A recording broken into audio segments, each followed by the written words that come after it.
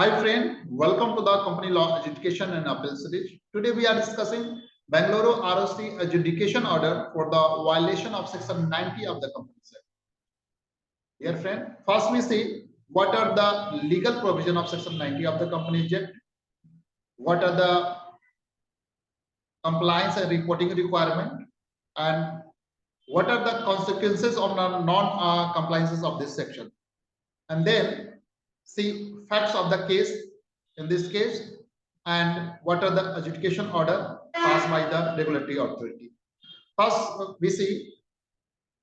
what are the legal provision of section 90 of the Companies Act.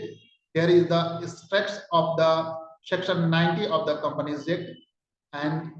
as per section 90 of the Companies Act, that section name is the register of the significant beneficial owner in the company. Every individual who holds beneficial interest of prescribed not less than the prescribed percentage of the shareholding. Now this is a 10%, and exercising significant influence or control over the company, having obligation to make a declaration to the company specifying the nature of the interest, particular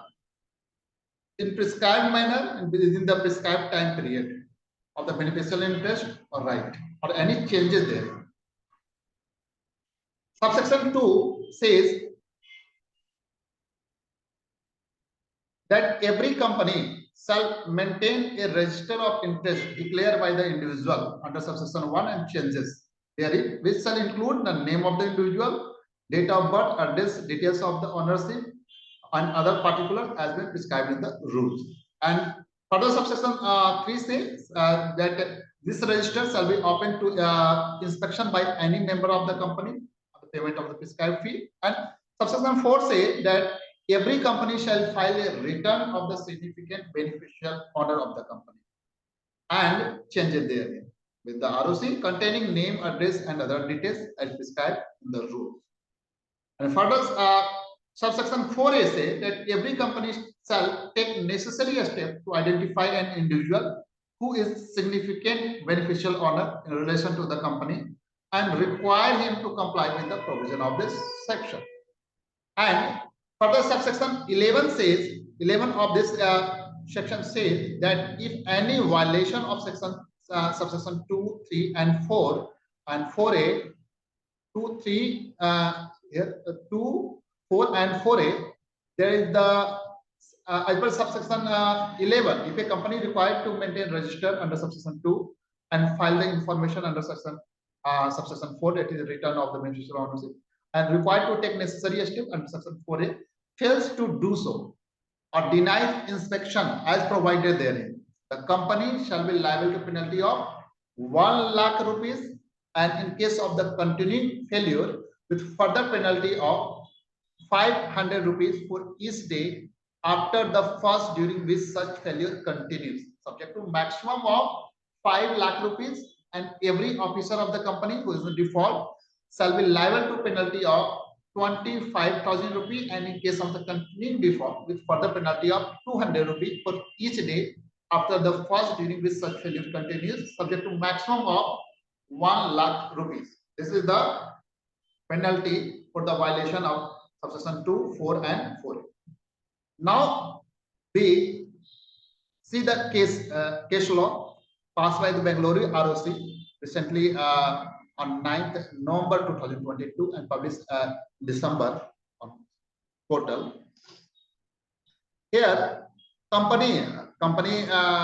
name is the Control Technology Private Limited. This is incorporated on 20th September 2021 under the jurisdiction of the Bangalore ROC. A register of the company is situated in Bangalore,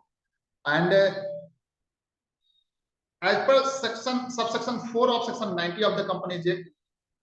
that every company shall file a return of significant beneficial owner of the company and changes therein with the ROC containing name, address, and other details in prescribed form. Here in prescribed form is a BEN2, BEN2, beneficial title owners bin 2 form within 30 days from the date of the receipt of the declaration from significant beneficial owner as prescribed in Rule 4 of the company's significant beneficial ownership Rule 2018, and subsection 11 of section 90 says that if a company required to maintain register under subsection 2 and file the information under subsection 4, that is the return of the beneficial ownership, and required take necessary step to identify who is the beneficial owner under subsection 4A, fails to do so or deny inspection, the company shall be liable penalty of 1 lakh rupees, and in case of continued failure, further penalty of 500 rupees for each day after first during which continued, subject to maximum of 5 lakh rupees, and in case of the officer in default, that is 25,000 and 200 per day, subject to maximum of 1 lakh rupees. In this case, company has filed adjudication application on 22nd August 2022 for violation of section 90 subsection 4 of the Companies Act, and hearing was fixed and authorized representative attended the hearing in this case. And it is noticed from the application that the share capital of company is held by 3 shareholders, of which majority of the share is held by a body corporate. The company had identified significant beneficial ownership is applicable to the company, and company had received declaration in form BEN1 on 20th January 2022 and was required to report the same to the ROC in BEN2 within 30 days of obtaining declaration BE1. However, that company missed out in filing e-form BEN2 within the required timetable, that is on or before 19th February 2022, that is within 30 days from the receiving of the declaration, and file e-form BEN2 with ROC on 2nd August 2022 with a delay of 163 days. Therefore, the company failed to comply with the provision of subsection 4 of section 90, that is failed to file the return of significant ownership. And during the hearing, authorized representative made his submission and given the written submission, and it is seen from the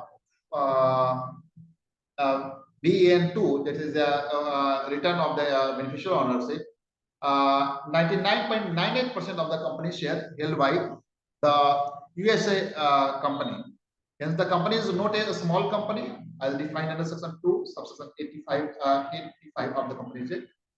where it is seen that the company has made the necessary compliance to the belatedly filing e-form BEN2 with a delay of 163 days. There is a filing of the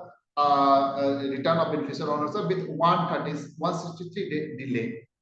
and accordingly ROC imposed a penalty on the company and director officer in default on company, that is for 163 days. There's a 1 lakh penalty plus 500 per day, that is going to 1,81,500, and officer in default 25,000 plus 200 per day, that is for 163 days, that is 57,600 on officer in default. The total penalty imposed here 2,96,700, and directed to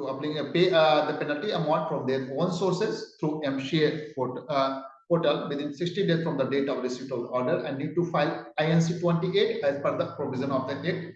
attaching copy of the adjudication order along with the payment challan. And in case of the person agreed by the order, may prefer an appeal to RD in within 60 days from the date on which the copy of the order made by the adjudication officer received by the agreed person in prescribed form accompanied with such prescribed. In case failure to comply with this order within 90 days from the date of receipt of the copy of the order, the company shall be punishable with fine which shall not be less than 25,000 rupees, but will extend to 5 lakh rupees, and officer in default for period of 90 days from the date of the copy of order, such officer shall be punishable with imprisonment which may extend to 6 months, or fine which shall not be less than 25,000 rupees but will extend to 1 lakh rupees, or with both. In case of the default of the payment of the penalty, Prosecution will be filed under section 458, subsection 8, 1 and 2 of the Companies Act without further notice.